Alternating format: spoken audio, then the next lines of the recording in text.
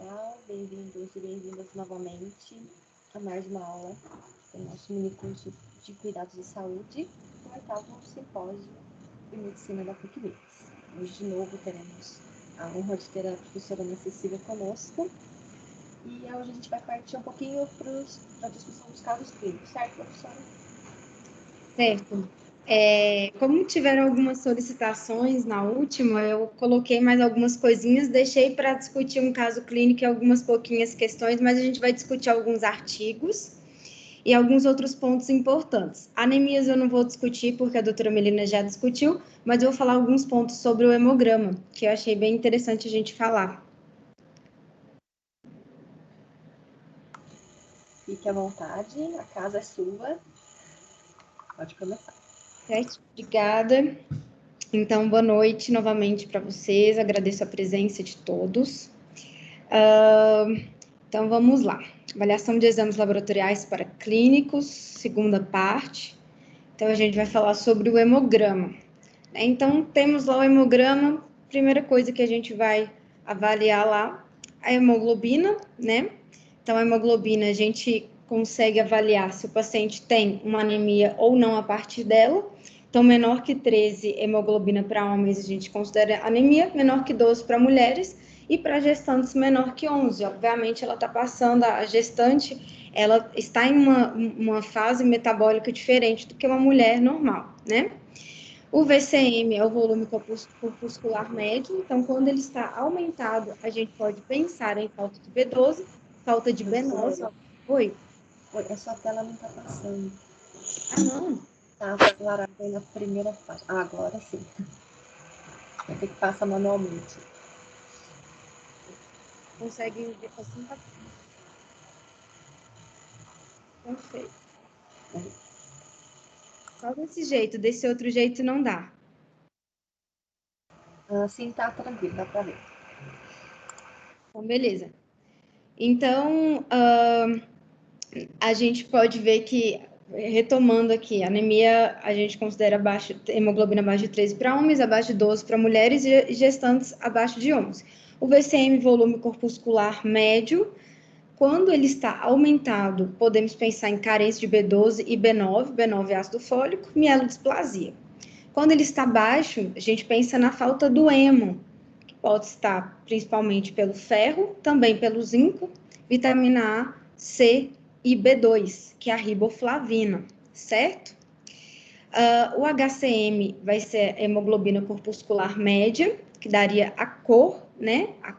A coloração. O CHCM, que é a concentração de hemoglobina corpuscular média, CHCM, e o HCM, que acompanha os valores de VCM, certo? Então, aqui no eritrograma, a gente consegue ver o que vai ser ideal, tanto para homens quanto para mulheres, em termos de eritrócitos. Para homens, o ideal é o que a gente vê em relação a novos estudos, a novos artigos, e os índices que estão ali de homens e mulheres é o que a gente costuma ver no próprio exame mesmo, nos valores de referência. Alguns exames eu vou mostrar para vocês alguns artigos que eu trouxe, tá? Então, podemos ver que para o homem o ideal é entre 14 e 16,5 e para a mulher o ideal é entre 13,5 e 15,5 de hemoglobina. O hematócrito, a gente vai ver a hemodiluição, né? Do homem entre 39 a 52, a mulher entre 37 a 47. O VCM, que vimos que é o volume corpuscular médio, a gente já falou o tamanho, né, e a relação com as vitaminas, com a mielodisplasia, B12, B9. O CHCM, com uma grande relação ali com as anemias microcíticas, né, por deficiência de ferro, por exemplo. E o RDW é quando a gente vê uma alteração, uma grande alteração na diferença das células. Então, algumas ficam maiores, outras ficam menores. Então, a gente vê um dismorfismo entre as células, certo? Então, os leucócitos aqui, já levando para o leucograma, eu achei esse resumo muito legal. Depois eu vou passar os slides, eu deveria ter passado antes, mas acabei não passando. Vou passar para a Bruna, então leiam, tenham, para vocês até terem como cola, né? Então, os leucócitos a gente considera ali como níveis ideais entre 4.500 a 6.000, mas não que mas acima de 11.000 apenas que a gente vai considerar uma leucocitose, né? Quando ele está muito alto, quando ele está acima de 11.000, podemos considerar uma infecção. Então, a gente tem que avaliar se a infecção ela é por a base de a custa de qual tipo de célula, né? Neutrófilos, linfócitos, monócitos. Geralmente, os neutrófilos eles estão associados a infecções bacterianas e os linfócitos a infecções virais. Quando a gente fala desvio à esquerda, eu já vi aluno falando assim, o desvio à esquerda é neutrófilo e desvio à direita é linfócito. Na verdade, quando a gente fala desvio à esquerda, a gente está falando de linhagem celular, das linhagens mais imaturas. Então, se pensarmos que os neutrófilos são as células já maduras, né, para a defesa, quando a gente pensa em bastonetes, por exemplo, a gente pensa na linhagem mais imatura, que é quando o corpo ele já produziu uma quantidade grande de neutrófilos, precisa continuar produzindo e mesmo assim ele precisa liberar. Então ele acaba liberando células imaturas. Então a gente considera neste caso que ele está tendo um desvio à esquerda, ou seja, uma infecção aguda, possivelmente causa bacteriana, né? Então, lembrando que esses valores de referência que estão aqui são os valores de referência ideais, tá? Eles não são os laboratoriais. Então, os leucócitos, quando eles estão baixos, a gente considera uma imunossupressão, ou uso de corticoides, ou infecções, quando a gente chama das leucopenias, né? Quimioterapia, radioterapia, estresse crônico, estresse oxidativo, intoxicação por metais tóxicos. A outro pode ser inflamação, infecção, exercício físico, por isso que não é recomendado, antes de colher o sangue, fazer exercício físico, necrose tecidual, na gestação aumenta, vocês vão ver, tá? Então, é uma leucocitose já esperada, já fisiológica para esse período gestacional. Comecem a observar o leucograma das gestantes, tá? Os neutrófilos, então, quando eles estão altos, sinal de inflamação, infecção aguda, baixa imunossupressão e a primeira linha de defesa para fagocitar fungos e bactérias. Sobe antes, depois sobem os monócitos, certo? Então, a primeira linha aí vão ser os neutrófilos. Os linfócitos maior que neutrófilos ou com leucócitos baixos, indica infecção viral, herpes, por exemplo, ou alguma alergia tardia. Alergia também a gente consegue ver muito por eosinófilos, que eu vou falar no próximo. Então, para crianças é o contrário, linfócitos de 40 a 60 e neutrófilos de 20 a 40. Linfócitos atípicos é infecção viral. Ele também aumenta após as infecções, primeiro sobre os neutrófilos, depois os monócitos e por fim os linfócitos para fazer as células de memória, né? Muito alto pode ser câncer, né? As custas de NK e CD8, e baixo mostra imunossupressão, redução de células NK e excesso de treino. Os monócitos, eles podem ser visualizados em infecções virais, bacterianas crônicas e disbiose. Disbiose é quando tem uma alteração ali da flora intestinal, né? Do microbioma, a gente até nem fala mais microbiota, a gente fala microbioma, pela correlação entre parasitas, vírus, bactérias, eumintos. Então, não são só bactérias, mas só uma flora bacteriana, né? Então, a disbiose é quando a gente tem uma alteração. Sobe depois os neutrófilos, formam as células espumosas, quando o LDL oxidado, que a gente viu na última aula, desvia via do triptofano, aumentando depressão. Então, o triptofano, ele é um aminoácido precursor da serotonina, então, quando a gente tem monócitos muito aumentados, tem esse desvio do triptofano e pode agravar ou desencadear alterações ali de neurotransmissores, certo?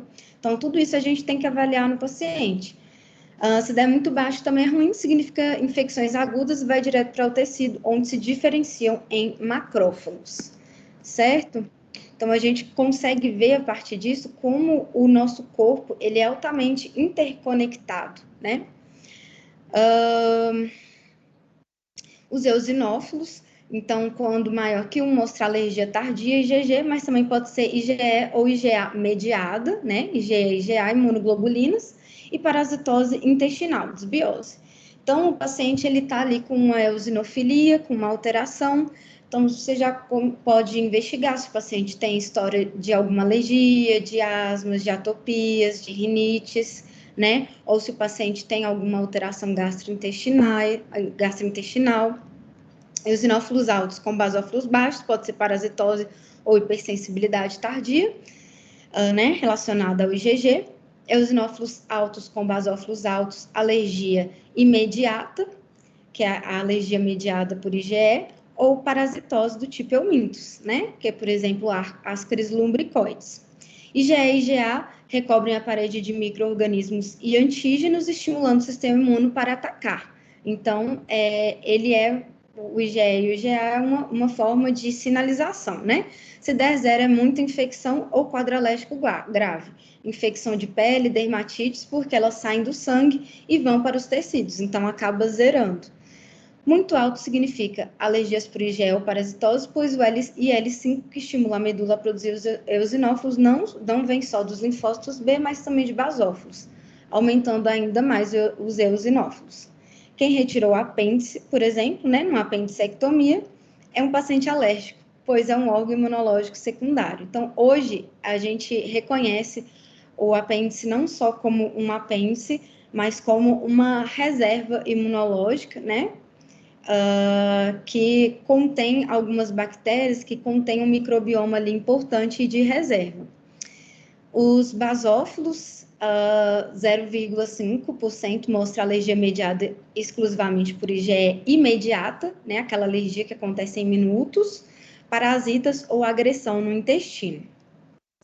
Blastos, eritroblastos, bastões e metamielócitos significam demanda aumentada da medula para produzir leucócitos e hemácias, seja por inflamação, hemorragia, infecção, estresse oxidativo e câncer. Pode ser leucemia quando alto, certo? Lembram que eu falei para vocês, né? Do desvio à esquerda. Plaquetas, quando muito baixas, né? Então, qual que é o baixo que a gente considera que o paciente ele realmente precisa fazer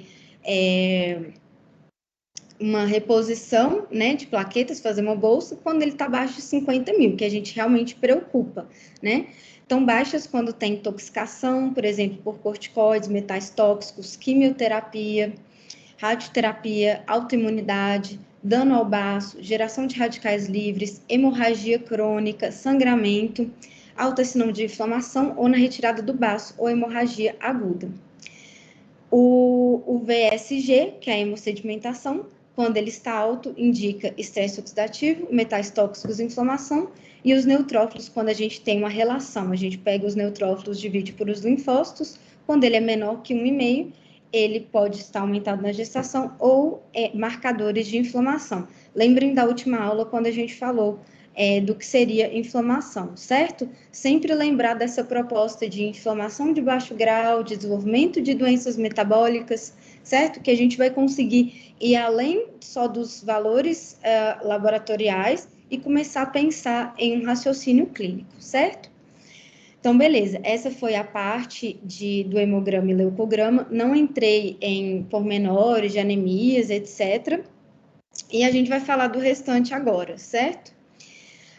Vamos falar sobre a diabetes tipo 2 e o rastreamento, avaliação de glicemia de jejum, da glicada, o que seria pré-diabetes, Roma-IR, insulina de jejum, certo? Então, diabetes tipo 2. Quando que a gente vai fazer um rastreamento de diabetes tipo 2? Então, rastreamento para DM2 deve ser realizado em pacientes assintomáticos com mais de 45 anos ou pacientes com sobrepeso que preencham os seguintes critérios. Então, o que são pacientes com sobrepeso? Acima de 25 de MC, né? A gente calcula o peso dividido por altura ao quadrado, que seria altura vezes altura, e aí a gente descobre MC. Então, em MC de 25 até 29,9, a gente considera já um paciente sobrepeso. E eu vou falar para vocês, é muito comum. Tenho pegado muitos pacientes, assim, que a gente até considera que é sobrepeso, quando a gente coloca na calculadora o paciente já é considerado obeso, ou até na bioimpedância a gente consegue já fazer uma avaliação de alta porcentagem de gordura, então, muito prevalente mesmo. Então, quando eles têm assintomáticos acima de 45 anos ou sobrepeso, que preenche os seguintes critérios, então, paciente sedentário, familiar de primeiro grau com diabetes tipo 2, grupos étnicos de maior risco, afro-americanos, latinos, no nosso caso, né, índios, asiáticos, moradores das ilhas do Pacífico, mulheres com gestação prévia com feto maior ou igual a 4 quilos ou com diagnóstico de DM gestacional, hipertensão, né, pacientes com PA maior ou igual a 14/9 ou em uso de antihipertensivos, né, então seria uma PA compensada mais a custo de antihipertensivos, o HDL colesterol, como já vimos na última aula, né, menor ou igual a 35, baixíssimo, tanto para homem quanto para mulher, e o triglicerídeos maior ou igual a 250, também bem alto, né. Mulheres com SOP, que tem um maior risco pela própria doença, né, com a resistência insulínica, hemoglobina glicada maior ou igual a 5,7%, tolerância diminuída à glicose, ou glicemia de jejum alterada em exames prévios, certo? Então, nesses casos que já tem uma alteração prévia, a gente tem que continuar investigando esse paciente. Então, outras condições clínicas relacionadas à resistência insulínica, então, um obeso grave, né? Acantose nigricans, vocês devem lembrar, né? Que é um sinal de resistência insulínica, entre outros. História de doença cardiovascular. Então, como que a gente faria, de acordo com os critérios de diabetes da ADA, de 2019, um diagnóstico de diabetes? Então, a glicemia de jejum maior ou igual a 126 miligramas por decilitro, ou uma glicemia plasmática após 2 horas do TOTG, né, que é 75 gramas de destrozol. Então, o paciente, ele toma um líquidozinho, então ele vai, geralmente, dosar na 0 hora, que é em jejum, depois 1 hora, depois 2 horas. O que é isso? Uma curva glicêmica. Então, com isso, a gente vai avaliar a glicemia e como ela vai alterar, né, como é que ela vai fazer essa curva de acordo também com a liberação de insulina do próprio corpo. Então, vai baixar demais, vai subir. Então, quando o paciente ele faz esse teste, depois de 2 horas, o TOTG dele é maior ou igual a 200, a gente já entra para o critério. Ou a hemoglobina glicada maior ou igual a 6,5%. Ou então, se um paciente com sintomas clássicos de hiperglicemia, o que seria? Poliúria, urina demais, polidipsia, sede demais, polifagia, toda hora está comendo, uma maior vontade de comer, ou uma crise hiperglicêmica. Então, se tiver esses sintomas e uma glicose plasmática aleatória, estando em jejum ou não, maior ou igual a 200, a gente já entra como um critério, né? Então, mas tem um adendo. A menos que haja um diagnóstico clínico claro, né? Que seria esse último. O diagnóstico exige 2 resultados anormais de uma mesma amostra ou em 2 amostras de testes separados, certo? Então, a gente precisa confirmar isso. Vai que o paciente ele não fez um jejum necessário, né?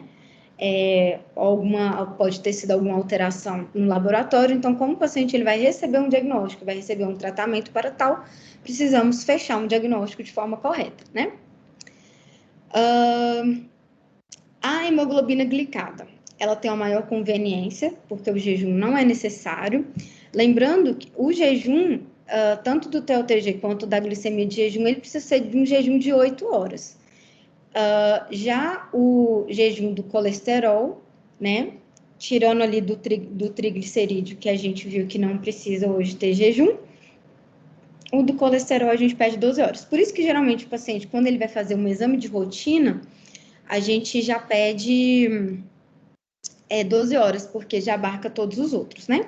Então, a hemoglobina glicada tem uma maior conveniência, porque o jejum não é necessário, tem uma maior estabilidade pré-analítica e menor perturbações do dia a dia durante o estresse e a doença, porque ele vai ver a glicação da hemoglobina. A hemoglobina tem uma vida de 90 dias, 90, 120 dias, né? Então, tem uma maior estabilidade. Não é que o paciente, às vezes, exagerou, fez o jejum de forma errada, que vai alterar, né? Então, o jejum, como eu falei para vocês, é de 8 horas. O teste, ele deve ser feito segundo, conforme a OMS fala, que é 75 gramas de glicose anidra, né, de destrozol. E o teste, ele tem que ser usando um método que é certificado por esse órgão, NGSP, que é um órgão americano. Já o pré-diabetes, então, vimos que o paciente, diabetes, a gente vê bastante paciente, agora e o pré-diabetes, né? Como é que a gente vai diagnosticar? Lembrando que aqui, se eu fosse trazer diagnóstico, né, os exames laboratoriais com o diagnóstico e o tratamento, ia ficar muito extenso. Então, aprendam a diagnosticar e depois a tratar. Então, a pré-diabetes, glicemia de jejum entre 100 e 125. Então, a gente já fala que o paciente tem uma glicemia de jejum alterada. Quando ele faz o teste do TLTG com 75 gramas, né, de destrozol, e ele dá entre 140 e 199, tolerância diminuída à glicose. A partir de 200, a gente já considera diabetes, né? E a hemoglobina glicada entre 5,7% e 6,4%. Naqueles critérios lá de paciente assintomático, vocês lembram que entre essa hemoglobina glicada entre 5,7, na parte de 5,7, ou seja, é um paciente que já tem ali uma história prévia, né, em exames prévios de pré-diabetes. Então, a gente tem que realmente fazer o acompanhamento, rastreamento de diabetes nesse paciente, por mais que ele não tenha outros sinais. Se um dos resultados for alterado, o teste deve ser repetido para confirmar o resultado, né? Igual no da diabetes, ou devemos solicitar um dos outros testes acima listados para complementar. Então, pelo menos 2 testes, ou mesmo, ou diferentes, de acordo com esses de cima. Caso os resultados dos exames laboratoriais forem normais, o rastreamento deve ser repetido a cada 3 anos, considerando maior frequência de acordo com os fatores de risco. Então, se o paciente ele teve algum outro fator de risco, né, como a gente já citou, por exemplo, o paciente ele era magro, ele desenvolveu obesidade, desenvolveu sobrepeso, algum outro sinal, a gente faz um teste mais previamente. Então, vamos falar agora sobre a insulina. Então, falamos da glicemia, que a gente costuma ver bastante, né? E agora a insulina. Por que a medição de insulina é importante? Na verdade, a gente tem algumas controvérsias, sabe? Cada ano, às vezes, sai algum congresso, sai alguma coisa, e aí fala que a dosagem de insulina já não é tão relevante, já não é tão importante. Mas temos artigos importantes, até na prática clínica, eu tenho muitos pacientes que têm aumento de insulinemia e que a gente consegue reverter vários quadros, a gente consegue melhorar, inclusive, a perda de peso controlando a insulinemia. Então, a hiperinsulinemia é um fator de risco independente de doença cardiovascular, doença coronariana, cardiovascular isquêmica, né? Então, esse artigo, ele foi um artigo canadense, ele avaliou 2.103 homens de 45 a 76 anos, sem doenças cardíacas isquêmicas, fizeram um segmento de 5 anos e avaliaram 114 eventos. Então, angina, infarto e morte por doença coronariana. E aí, eles chegaram nesse tal dado. Então, eu queria que vocês olhassem aqui a apolipoproteína B, que está relacionada com aquele LDL, lembram? O LDL mais aterogênico, que a gente viu na última aula, e aqui a insulina, né? Então, a gente vê aqui que o paciente, quando ele tem uma insulina menor do que 12, entre 12 e 15 e maior que 15, né?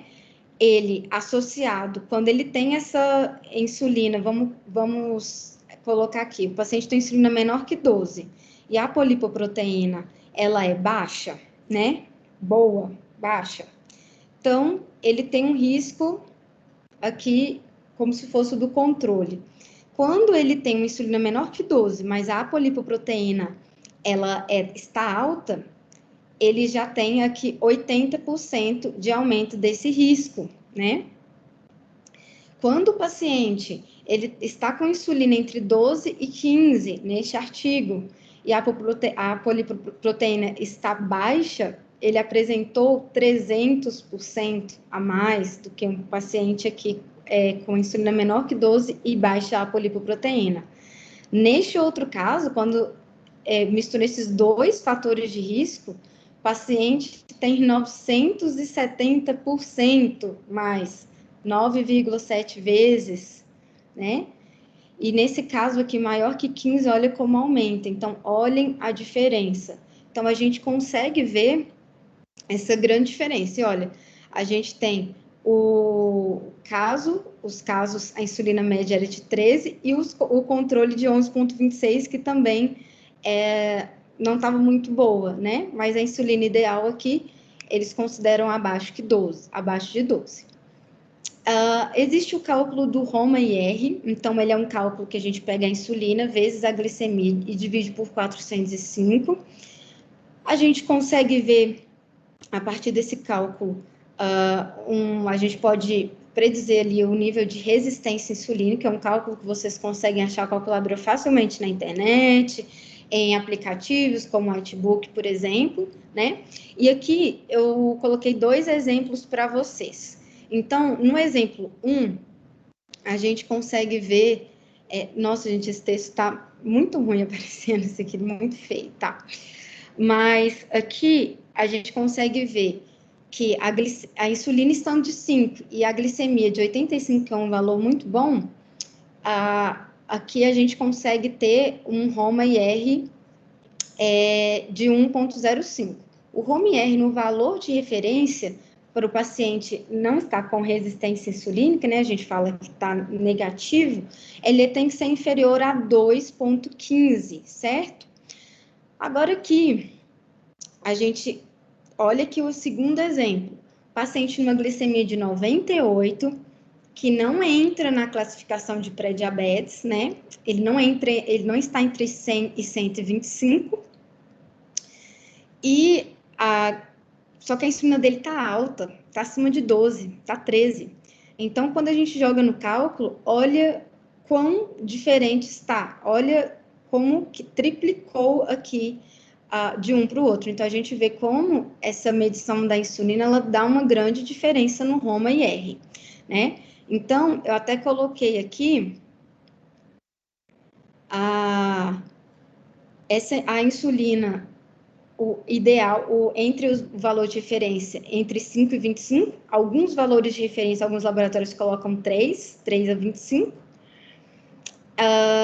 e para diabetes, a gente considera pelo menos menor que 25, e no ideal, a gente coloca ele menor que 6 e no máximo 11, né? De acordo com alguns artigos. Nesse artigo aqui, por exemplo, menor que 12, certo? Então, o legal é a gente calcular esse índice Roma-IR. Vamos falar um pouquinho do ácido úrico. Ácido úrico eu achei interessante colocar para vocês, porque o ácido úrico, a gente coloca ali como um fator ali para o diagnóstico de gota, né, de hiperuricemia. Então, a gente tem a hiperuricemia assintomática, a hiperuricemia sintomática, né, com gota, que pode cursar com a gota. Então, o valor normal do exame laboratorial está entre 2,5 e 8, e aqui no valor ideal para homem menos que 4,9, para mulher menos que 3,9, porque o ácido úrico está muito intimamente relacionado com a hipertensão arterial, risco para síndrome metabólica, certo? Eu vou mostrar para vocês alguns artigos, tanto que acometem os homens quanto as mulheres, né, em fatores de risco. Agora, eu vou mostrar esses artigos, mas eu coloquei aqui, inclusive, do que é recomendado. O que é recomendado é uma hiperuricemia assintomática, a gente não vai tratar, né? Não vai dar allopurinol, a gente vai tentar ver outros fatores que estão elevando a hiperuricemia, a outros fatores de estilo de vida, fatores alimentares. Agora, tratamento não deve ser realizado de maneira rotineira, né? Uma vez que a chance de se desenvolver gota ao longo de 5 anos, o segmento é baixa, certo? Então, a gente olhando ali para gota. Isso é válido mesmo para pacientes com DRC, doença cardiovascular, urolitias ou hipertensão arterial sistêmica. Vamos dificultar. Oi? Acho que alguém abriu o microfone aí. Alguém quer falar alguma coisa? Acho que não, né? Então tá bom. Então eu trouxe aqui um artigo, né? Olha, Oi? posso aproveitar que você perguntou para eu tirar uma dúvida rapidinho? Posso, É sobre a pode. insulina, só para não fugir. Aham. Em relação à insulina, eu passei no ambulatório de endócrino, né? E eu nunca entendi muito bem, assim, pedir insulina, porque o peptídeo C seria o melhor marcador para função pancreática, né? Então a insulina seria para eu ver esse risco cardiovascular do paciente, ou ela também, tipo, tem alguma implicação no quão rápido esse paciente pode desenvolver, porque se ele está produzindo mais insulina, provavelmente ele já está com uma hiperprodução pancreática, ele pode falir mais rápido, né? Exatamente, a gente pode olhar tanto por esse lado. A gente tem, inclusive, o cálculo de Roma beta, né, para poder ver esse nível de falência pancreática, mas a insulina ela é importante tanto por esses outros marcadores de risco cardiovascular. A insulina alta também, ela está relacionada com que a gente está tratando obesidade.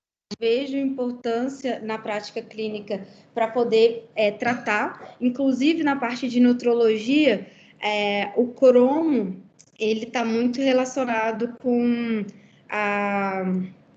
o receptor de insulina celular. Então, se a gente tem uma baixa de cromo, que geralmente a gente nem mede, a gente pode ter uma hiperinsulinemia, por exemplo.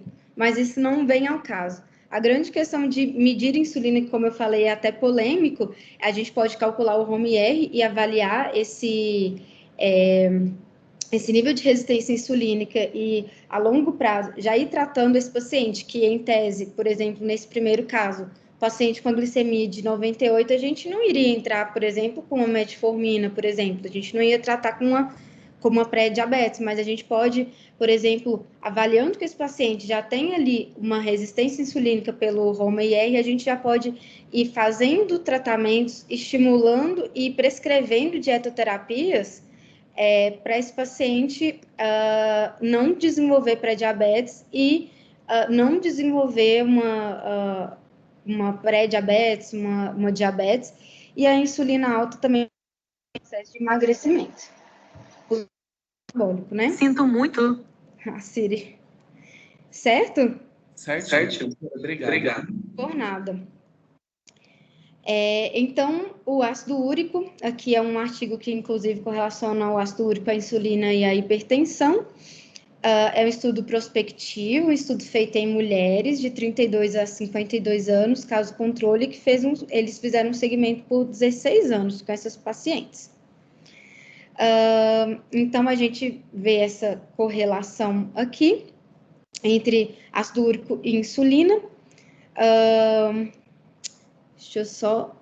Esse daqui vai ser os quartis, né? Então, a gente vê os quartis. Então, a insulina de 2, entre 0,2 e 2,8. 2,9, 4,6, 4,7, 7,0 e 7,1 até 128,8, né? Então, nesse modelo aqui, a gente consegue ver um grande aumento, né? A cada aumento que a gente tem aqui nesses quartis de insulina e também de ácido úrico, a gente consegue ver um aumento de 27%, 62%, 89%, no caso da insulina 3, 22% e 103% no risco dessas pacientes de desenvolverem hipertensão. Então, é uma grande correlação entre a hiperuricemia e a insulinemia nessas pacientes de hipertensão.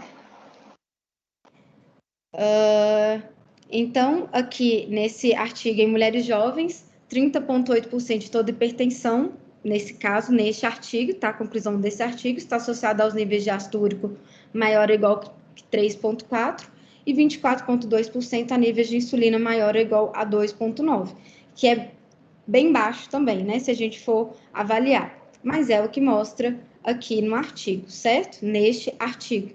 Por isso que eu trouxe os valores de referência para vocês, as calculadoras oficiais e alguns artigos, para a gente também abrir e não ficar preso, né? Como eu falei para vocês, a gente tem que olhar também os quartis.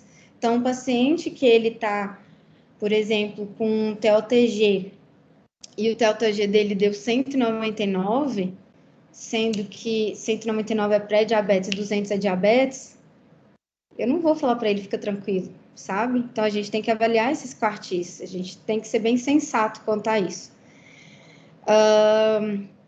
Esse daqui já foi um estudo feito em homens, um estudo longitudinal, relacionando o ácido úrico e o desenvolvimento de hipertensão.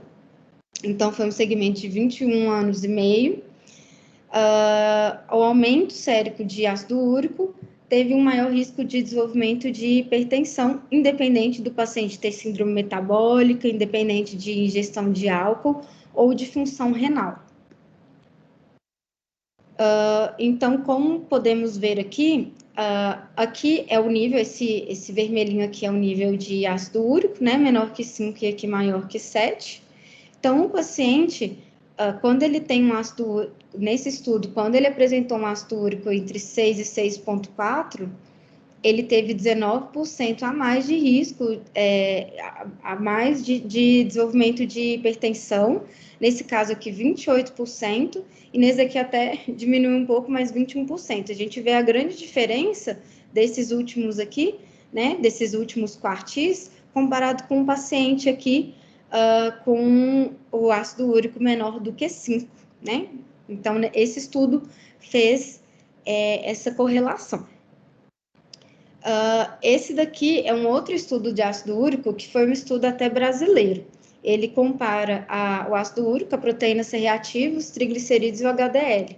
Né? Pegaram 3.518 indivíduos brasileiros com idade média de 49 anos, caucasianos, saudáveis e sem doença cardiovascular clínica, né?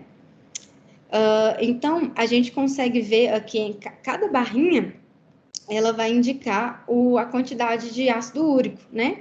Então, a prevalência, esse paciente, ele vai ter uma maior prevalência, quanto mais ele tem, em todos os casos aqui, o PCR está igual ou maior a 3, essa relação entre triglicérides e HDL está maior que 3, e o paciente tem esteatose hepática.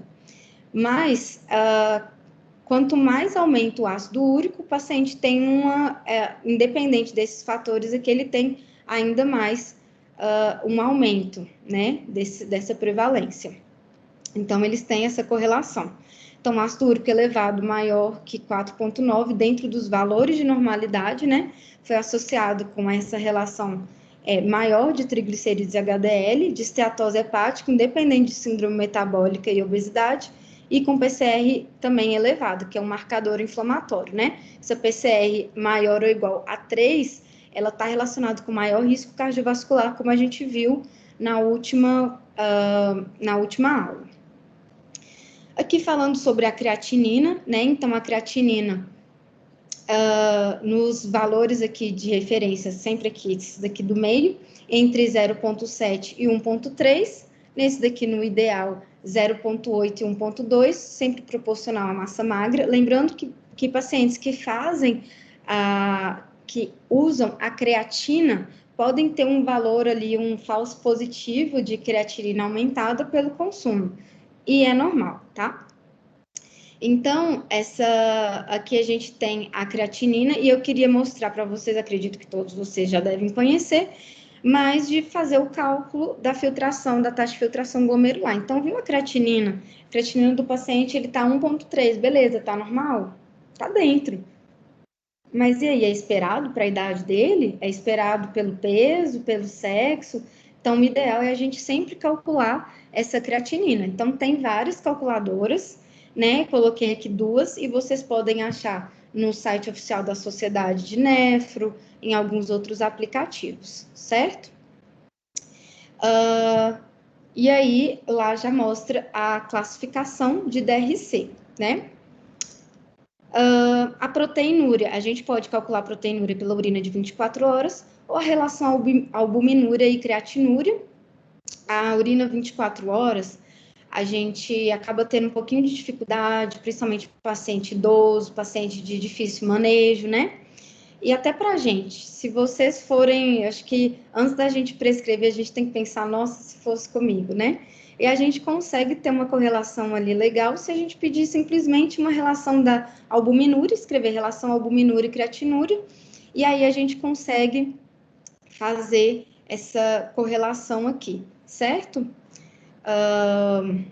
Então, aqui, a albumina de 24 horas menor que 30, ou a relação albumina-creatinina menor do que 30, ela está normal ou levemente aumentada, entre 30 e 300, de um e de outro moderadamente aumentada, acima de 300, em um ou em outro, gravemente aumentada, certo? Então, são duas formas de fazer isso. No DRC, né, aqui só para lembrar vocês, a taxa de filtração glomerular que a gente vai fazer lá pela calculadora, ou então a presença de um ou mais dos seguintes marcadores renais, né, a gente vai poder falar que o paciente ele tem DRC. Então, o paciente ele pode ter uma taxa de filtração de 90, mas ele, se ele tiver algum desses outros marcadores, a gente pode considerar que o paciente tem uma evidência de dano renal, né? Aqui eu só coloquei para vocês como que seria essa taxa de filtração e a classificação. Deixa eu ver quantas horas. Até que tá bem rápido. Tá tranquilo? Tá muito rápido? Tá dando para entender? Acho que tá bom, né? Então, beleza. Aqui eu vou falar um pouquinho da vitamina D, né? Então, eu tirei desse artigo. O papel da vitamina D, então, ele, como na parte celular, um potente hormônio antiproliferativo e prodiferenciativo, então, isso auxilia na parte de neoplasias, né? Uma ação inibitória e tumoral supressiva. Homeostase do cálcio, extremamente importante, vou mostrar para vocês ali a parte da homeostase no próximo slide. Vital para o sistema nervoso, para o crescimento e a densidade óssea. Estimular a síntese de peptídeos antimicrobianos. O VDR pode ser encontrado em diferentes células do sistema imune. No pâncreas e nas células beta-pancreáticas, estimula a secreção de insulina. Gente, e o tanto de paciente que eu estou pegando assim com vitamina D8, principalmente depois da pandemia. Essa semana foi uma, há um mês foram duas, geralmente mulheres, então é muito importante a gente medir. Na parte cardiovascular, regulação da renina-angiotensina, regulação do crescimento das células musculares lisas, no músculo promove o desenvolvimento normal do músculo esquelético e melhora da força muscular. Cerebral apresenta ações estimulatórias do fator do crescimento neural e moduladoras do desenvolvimento cerebral. Então, tem muitas funções, né, a vitamina D. Então, aqui, como eu falei para vocês, então a gente tem a regulação da vitamina D. Então, a gente consegue ver que a vitamina D, que a gente fala que é a 25H vitamina D, ela vai ser transformada aqui em calcitriol, que é a 1,25OH vitamina D, que é a vitamina ativa, né? Então, ela vai favorecer do cálcio ingerido a absorção do cálcio, e ele vai para o cálcio sanguíneo, né? A grande importância, acima de tudo, acima de calcificação óssea, vai ser a... Então, depois, ele vai ser excretado, né? Vai ter uma secreção endógena, e depois uma absorção passiva, e esse cálcio o restante ele vai ser eliminado, certo? Aqui tem a troca com o rim, né? A liberação do cálcio urinário para a urina, a liberação do cálcio sanguíneo. A vitamina D, ela é ativada pelo PTH, né? Que vai estimular essa absorção de cálcio, e vai ter essa correlação entre o osso e o cálcio sanguíneo, né? A retirada do cálcio ósseo, que a gente sempre pensa, o cálcio tem que sempre ficar no osso, não necessariamente, né? Primeiro, o abastecimento sérico. Então, a gente consegue ter essa regulação metabólica. Então, vemos que nessa parte, apenas nessa parte, ela já é muito importante. Então, na parte de regulação metabólica, né? Se a gente tem uma baixa de calcemia, a gente pode pensar no hipoparatiroidismo, né? A falta do PTH, uma deficiência de vitamina D, de albumina, de magnésio, de calcitonina, uma IRC, uma pancreatite. E quando a calcemia está alta, a gente pensa num aumento do PTH, ou primário ou secundário a uma baixa ingestão de cálcio, uma hipervitaminose D, então por isso a gente tem que tomar cuidado com os níveis tóxicos, né, e as altas dosagens. O lítio, e é importante também, o lítio, ele também, a gente faz a dosagem sérica do lítio, diuréticos tiazídicos, por isso também a importância de solicitar para os pacientes que fazem uso desses diuréticos tiazídicos como hidroclorotiazida, né, a gente pede potássio, sódio, cálcio, deficiência de cortisol, hipertireoidismo e neoplasias, certo? Aqui, um artigo que eu trouxe para vocês sobre a mortalidade por todas as causas, né, e a correlação dessa mortalidade por todas as causas com a vitamina D. Então, a gente consegue ver que neste artigo a gente consegue ter ali que entre 40 e 49 a gente tem uma ótima, uma boa regulação ali da redução de mortalidade por todas as causas, certo? Esse é apenas um dos artigos, né? A gente tem outros artigos que conseguem tanto mensurar doses maiores quanto doses menores, né? Como 30, que a gente vê até valores de referência, que a dose ideal para pacientes com alto risco deveria ser a partir de 30.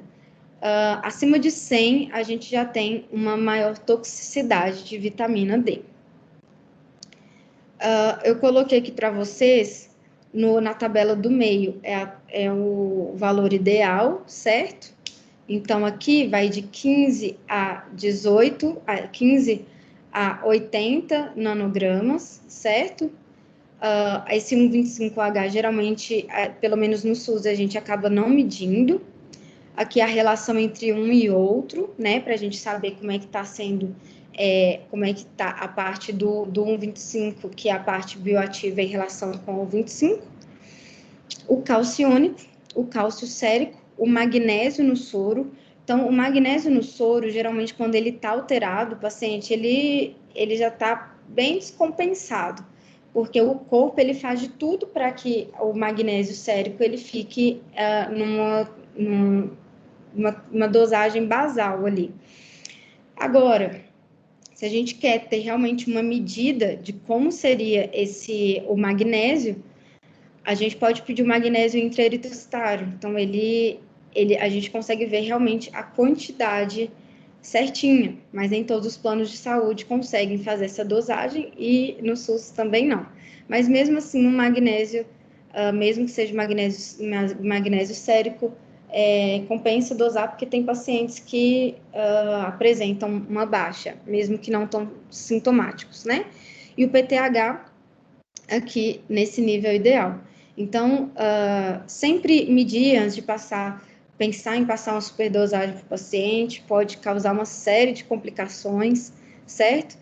Então, a gente pode sempre iniciar com uma dose mais tranquila de reposição. Então, o paciente, ele está com uma baixa de vitamina D, começar com doses semanais de 50 mil unidades, depois passar para uma dose ali básica de 2.000 unidades, principalmente se você não tem muito costume, não tem muito manejo com a questão da vitamina, né, injetável também, injetável é feito também, principalmente pacientes com doses muito baixas, uma primeira dosagem, depois o paciente complementa com via oral, mas tem que ter a gente tem que ter uma boa segurança para poder fazer uma dosagem no paciente, certo? E prevenir intoxicação, que seria acima de 100. Lembrando que ele é lipossolúvel, né, gente? Então, tanto a vitamina D, vitamina A, vitamina E, a gente tem que ter bastante cuidado na reposição. Na vitamina B12, né, a gente consegue ver aqui em alguns lugares, em algumas referências, vocês vão ver até abaixo de 300, tá? O valor normal. Então, de 300 a 900. Aqui, como valor ideal, de 500 a 900. Acredito que alguns alunos meus até já viram pacientes com menos de 300, por exemplo, o valor de referência era 230, o paciente com 250 já tinha alguns sintomas possivelmente relacionados a B12, como parestesias, como alterações na memória, né, algumas outras alterações periféricas, nervosas periféricas, e que tiveram melhora com uma correta reposição, certo? Lógico que a gente sempre tem que fazer o diagnóstico diferencial desse paciente. E a B12, pessoal, uma coisa importante que eu esqueci de colocar aqui. Mas pacientes vegetarianos, veganos, têm que repor B12. Não tem jeito, certo? Então, fazer a reposição correta. Pacientes bariátricos também. Uma das indicações formais de injetável, de uso de vitaminas injetáveis, são esses pacientes com uma baixa absorção. Então, pacientes idosos, pacientes bariátricos, pacientes com alguma cirurgia no trato gastrointestinal. E aí, pacientes vegetarianos, veganos, porque uma grande fonte vão ser as carnes, né? De animais, principalmente as carnes vermelhas, animais grandes, de grande porte, e que consomem ali as algas, né? Que bebem ali da água do rio e acabam tendo uma maior dos fungos do solo e tendo uma maior concentração da B12, certo? Então, um paciente, por exemplo, que ele é um paciente vegano, vegetariano e não quer repor de jeito nenhum, então ele é um paciente que vai ter que comer de fontes que tem uma grande quantidade, como o shiitake, como a alga nori, que é uma alga difícil de achar, pelo menos aqui em Poços nunca vi, certo? Como o tempê, que ele é feito de soja. Então, são fermentados que acabam tendo produção de B12. Pacientes que usam clorela, espirulina, sei lá, para poder fazer reposição de B12, eles podem ter um valor falseado de B12, certo? Então, perguntar para esse paciente com que ele está suplementando. Então, a gente pode, inclusive, que eu não coloquei aqui, que é mais específico, dosar o ácido metilmalônico, para poder ver se esse nível está falseado ou não, certo? Para ver qual que é o real nível. E pedir também, se o paciente estiver fazendo uso, pede para o paciente cessar por 2 semanas, tá? Para a gente poder reavaliar esse nível. Porque espirulina, ele é uma pseudocianocobalamina, ela não é biodisponível. E a melhor forma da gente repor a B12 é a metilcobalamina, que é a forma mais biodisponível, é a forma metilada, e não a cianocobalamina, certo? Então, quando ela está alta demais, acima de 1.200, pode ser uma ingestão elevada, suplementação, ou dano hepático e renal, ou neoplasias hematológicas, ou inflamação. Vocês veem que a inflamação está muito presente, né? Quando ela está baixa ingestão, hipocloridria, principalmente vocês devem ver o tanto que os pacientes, eles insistem em tomar o omeprazol, sempre. Então, o paciente, às vezes, ele tem até uma epigastralgia, nem é por uma hipercloridria, até por uma hipocloridria, né? Então, avaliar esses pacientes, questionar sobre isso, pacientes bariátricos, pacientes com SIBO, que são esses pacientes com desbiose, com alteração intestinal, acabam tendo uma deficiência na absorção, né? Pacientes com polimorfismos genéticos, os inibidores da bomba de prótons, né, que pode gerar essa hipocloridria, anticorpos antitranscobalamina, antifator intrínseco e anticélulas parietais, certo? Pessoal, alguma dúvida? Eu não sei se Ana. Oi. Então, eu tenho uma dúvida com relação à suplementação da vitamina B12. Qual que é a forma, por exemplo, a gente tem injetável e a comprimido, né? O cápsula e tudo. A gente sabe que as outras são lipossolúveis, mas a B12 ela não tem essa lipossolubilidade. Daí, eu sempre fico na dúvida de qual é o momento que a gente passa para esses pacientes. Tipo assim, por exemplo, a D a gente manda tomar depois do almoço, mas tipo, a B12 a gente faz o quê? Se for tomar via oral, entendeu?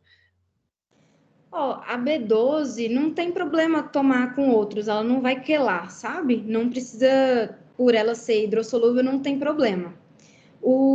A injetável, a gente pode usar cianocobalamina ou ametilcobalamina, sendo a ametilcobalamina melhor, mas a via oral não tem questão de horário. Geralmente, vitaminas do complexo B, elas acabam aumentando mais o apetite. A gente até usa para idosos, né? Então, eu costumo falar, se eu for falar para um paciente que às vezes a gente está tratando obesidade e tal, para tomar fora dos horários da alimentação, certo? Para não abrir o apetite.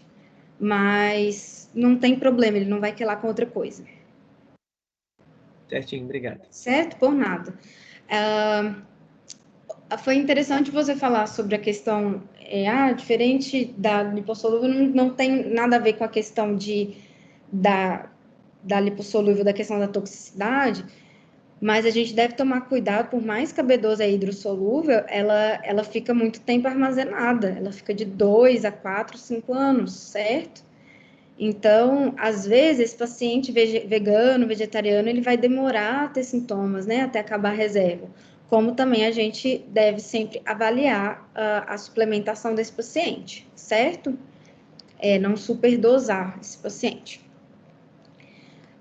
Eu vou começar com umas questões aqui, e aí depois eu vou para um caso clínico, certo? Então, aqui, esse daqui é uma questão de verdadeiro ou falso, juntando o que a gente viu do hemograma e com o que vocês viram com a doutora Melina, né? Então, na anemia, na deficiência de ferro, está geralmente associada com elevação do VCM, com volume corpuscular médio, que a gente viu lá no início. Na anemia por deficiência do ferro, o HCM, hemoglobina corpuscular média, geralmente está diminuída. Como é que está a coloração dessa hemácia? No Brasil e países subdesenvolvidos, a causa mais comum é por deficiência alimentar de ferro. Está associada à diminuição de ferritina. Responde mais rapidamente à terapia parenteral do que à terapia oral. Então, vamos lá. O A está associado à elevação do VCM? Falso. O VCM geralmente está diminuído, né? A gente viu que geralmente aumentado vai ser B12, B9, mielodisplasia, né? O HCM geralmente está diminuído, né? Verdadeiro, por causa da coloração, a do M.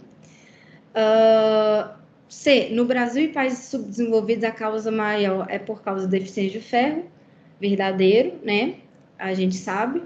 Principalmente, por exemplo, crianças, a gente faz, vocês viram ali na puericultura, a suplementação do ferro a partir do momento que ele inicia ali a alimentação, né, aos 6 meses, ou dependendo, aos 4 meses de idade, até os 2 anos, pelo menos, né, como profilático para esse paciente, devido à alta incidência aqui no Brasil, de anemia ferropriva em crianças.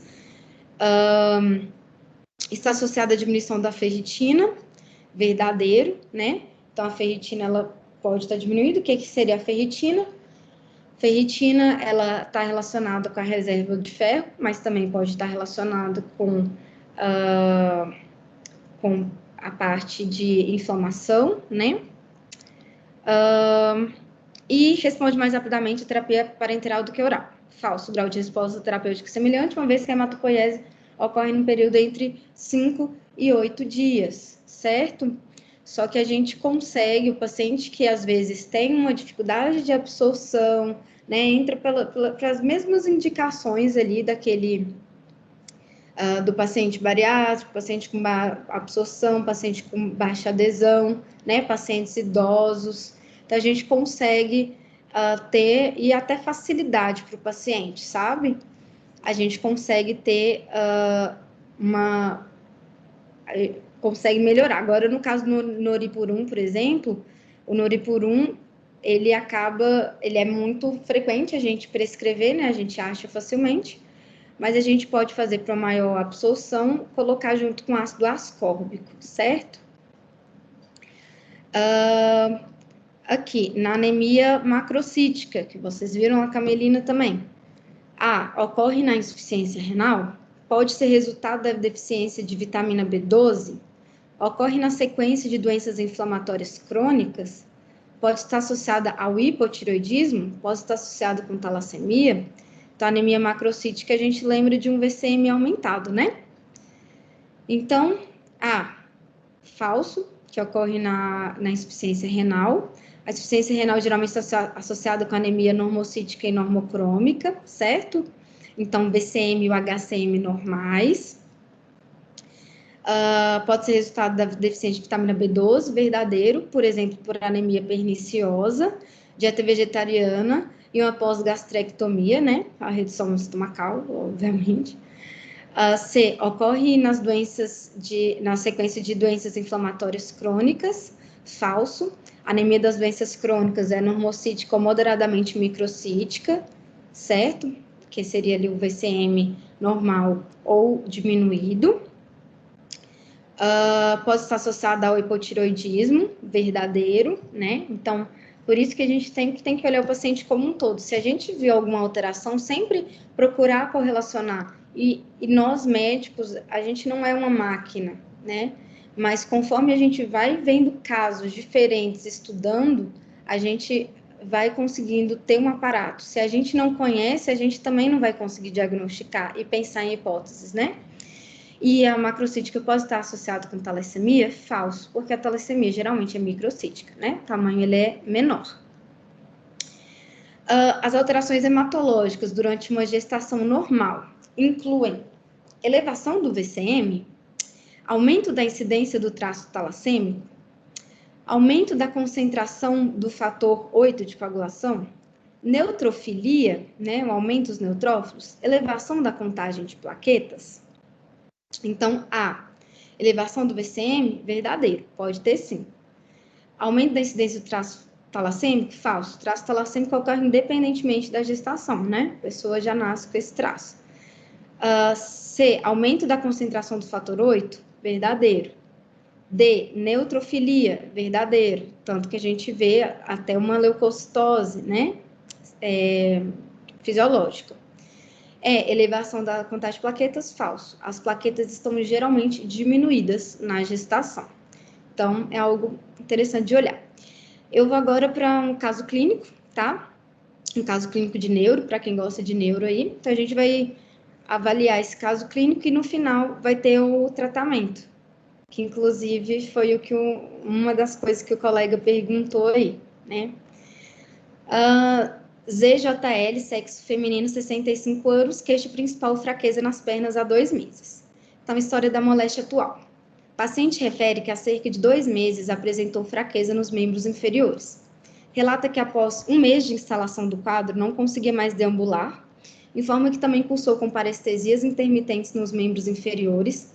Associada ao quadro há 1 mês, começou a se queixar de inapetência, sensação de empachamento e obstipação intestinal, levando a procurar a unidade de pronto atendimento. Conta que na UPA foi medicada e indicada a um médico endocrinologista. Há 2 semanas, em consulta com endócrino, teve diagnóstico de hipotireoidismo, tendo adesão regular do tratamento. Atualmente, em uso de metformina, gliclazida e levotiroxina. Antecedentes patológicos. DM2 há 6 anos, gastrite, não sabe informar há quanto tempo, né? Vai saber se esse paciente também, ela não tem uma hipocloridria, né?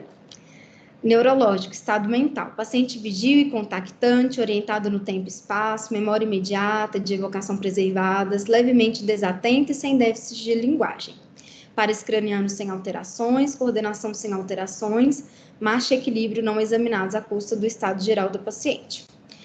Sensibilidade, estado superficial preservado, sensibilidade vibratória e propriocepção consciente abolidas em membros inferiores. Extremidades bem perfundidas e sem edemas. Endoscopia digestiva alta, exame normal, biópsia revela gastrite crônica leve na ausência de H. pylori. Vitamina B12, 82 microgramas, certo? Esse valor de referência aqui, ele tá diferente. Mas o paciente está abaixo, né? Ele está com hipovitaminose de B12. Então, pontos de discussão. Qual o tratamento mais provável, qual o diagnóstico mais provável e o tratamento mais indicado, né? Então, o diagnóstico sindrômico é uma paciente com uma síndrome sensitiva à custa de perda da sensibilidade profunda, né? Que é essa propriocepção consciente, sensibilidade vibratória, associada a uma síndrome motora caracterizada por uma síndrome do neurônio motor superior, cutâneo plantar extensor, fraqueza muscular, com presença também de sinais de acometimento do neurônio motor inferior, com flacidez muscular e arreflexia. O topográfico. Topografia onde os sinais clínicos da paciente melhor se encaixam é na medula espinhal. Assim sendo, a paciente apresenta uma síndrome medular posterior, por onde passam os tratos que levam sinais da sensibilidade profunda, com degeneração combinada do trato córtico-espinal. Principal trato motor, também chamado de mielose funicular. No etiológico, o quadro mais provável para causar essa degeneração combinada subaguda da medula espinhal é a deficiência de B12, a cobalamina, conforme demonstrado em exame laboratorial. Essa doença é uma condição metabólica que geralmente é associada a hábitos alimentares como vegetarianismo ou veganismo, ou uma síndrome de má absorção intestinal congênita ou adquirida, gastrectomia prévia, anemia perniciosa, doença de Crohn. A vitamina B12 é essencial à eritropoiese e à manutenção da arquitetura histológica do sistema nervoso central.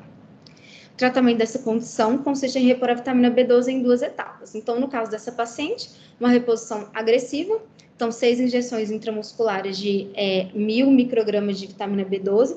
Se a gente vê a injeção mais fácil que a gente tem aqui nas farmácias, a gente tem acetoneurin de 5.000 unidades, você pode fazer uma injeção dela, né?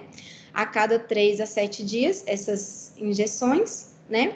Mas a gente já pode fazer essa acetoneurin. A acetoneurin, ela tem a B6 e a B9 também, que é a peridoxina e o ácido fólico. E a manutenção de injeções musculares contendo 1.000 microgramas de vitamina B12 a cada 3 meses. Ou a gente pode fazer também a reposição oral. Mas nesse caso dessa paciente, né, e não era um paciente que aparentemente era vegetariana, poderia ser pela desabsorção. E também a metformina, quando ela é usada há mais de 2 anos, ela pode reduzir a vitamina B12, certo? Observação: apenas a reposição da vitamina não é suficiente para sanar essa condição. É preciso também encontrar e tratar a etiologia que está provocando essa deficiência. No caso dessa paciente, a causa ainda não fora encontrada, mas a gente tem as suspeitas, né? Esse caso não é um caso meu, foi um caso que eu peguei de uma paciente, certo? E é isso. Obrigada. A Siri querendo falar. É isso, pessoal. Acho que é sempre mais rápido do que eu imagino que seja. Tem alguém que queira tirar alguma dúvida, falar alguma coisa, dar alguma sugestão? Ana, Oi. eu tenho mais uma dúvida. O paciente que chega com ácido úrico alto, né? Assim, no ambulatório que a gente está, a gente sempre pensa primeiro assim, ou que ele come muita carne, ou o uso da hidroclorotiazida. Certo. Certo? Tem outros alimentos que causam esse aumento de ácido úrico e outras medicações? Então, a hiperuricemia, ela pode estar relacionada com o metabolismo das purinas, né? Então, todos os alimentos que podem estar relacionados, então, bebidas fermentadas, cervejas, então, pedir para o paciente fazer essa redução, alimentos, não só as carnes vermelhas, mas os miúdos, alimentação também menos inflamatória, então, a gente pode encaminhar para a Nutri para fazer uma alimentação, uma dieta do Mediterrâneo, que é uma alimentação que tem uma baixa quantidade de questões inflamatórias. De medicações, não estou lembrada no momento, mas hidroclorotiazida é uma delas, sim. Certinho, obrigado. Por nada. Mais alguém?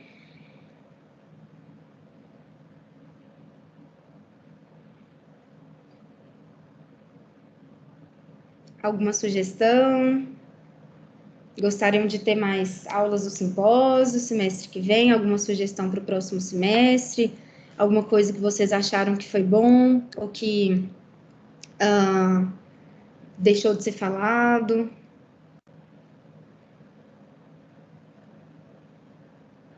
Você me escuta? Assim? Aham. Eu acho que essas aulas que você dá pra gente, principalmente que está começando, eu acho que você desmiuça muito bem, né? E eu acho que facilita muito para a gente entender e acompanhar a linha de raciocínio. E eu acho que aulas como essa sua tinha que se repetir mais vezes. Ah, legal, obrigada. É bom a gente ouvir esse feedback, porque eu quis justamente colocar esse tipo de aula. Também eu faço isso na prática clínica, mas é a primeira vez que eu dou a aula de exames laboratoriais em si. Então, espero que no próximo semestre a gente consiga até receber feedback de vocês e colocar mais temas que vocês têm interesse, dificuldades que vocês têm mais. Mas foi justamente para ajudar vocês no raciocínio clínico, a conseguir já olhar os exames, já adiantar para o preceptor, né? Já pensar ali o que você pode fazer por esse paciente, e principalmente para os alunos aqui também que estão indo agora para o internato, para começarem a ter, isso aqui foi o zíper que eu mexi, tá, gente? Para começarem a ter um raciocínio ali durante os ambulatórios, durante a questão hospitalar, e avaliar também, não só dentro dos valores de referência, é isso que eu quero que vocês vejam também, né? Que procurem além disso, procurem o além da doença, mas a pré-doença, né? O que eu posso fazer por esse paciente para melhorar a qualidade de vida? O que eu posso fazer de forma preventiva para esse paciente e correlacionar, por exemplo, obesidade central, síndrome metabólica, aumento de triglicerídeos, aumento de marcadores inflamatórios, já pensar, nossa, esse paciente, ele não está tão bem controlado. E eu vejo que no consultório, se eu consigo mostrar para esses pacientes o quão descompensados eles estão, que às vezes eles acham que estão ótimos. Nossa, eu olhei, meus exames estão excelentes. Mas quando você consegue correlacionar aquilo, você consegue convencer o paciente de iniciar um tratamento e uma mudança de estilo de vida. E é isso, pessoal. Tá anotado aqui, viu, gente? Na coordenação já anotou. Quero mais aulas com a professora Ana Cecília. Tá anotado aqui já. Fica tranquilo. Tirei uma fotinha aqui. Vou postar no meu Insta. Marca a gente lá, professora. Eu esqueci o nosso arroba. Médico QMG Focus. Legal. Bom, isso, gente. Se ninguém tem para falar, eu já quero aproveitar aqui e agradecer mais uma vez, em nome da coordenação do curso de medicina, em nome da nossa comissão do simpósio, pela sua disponibilidade, professora, pelas 2 aulas aí. Não é comum a gente ter 2 aulas seguidas com o mesmo palestrante, então, assim, o pessoal já agarrou um amor, que eu sei, e vão querer você sempre conosco aqui. Muito obrigada, viu? É um prazer. E assim, gente, perdão que eu atrasei, mas esses dias estão sendo uma correria para mim, mas deu certo. Estou até no consultório aqui, mas deu tudo certo. Muito obrigada pela presença de vocês, tá bom? Tchauzinho. Obrigada, pessoal. Até mais. Tchau.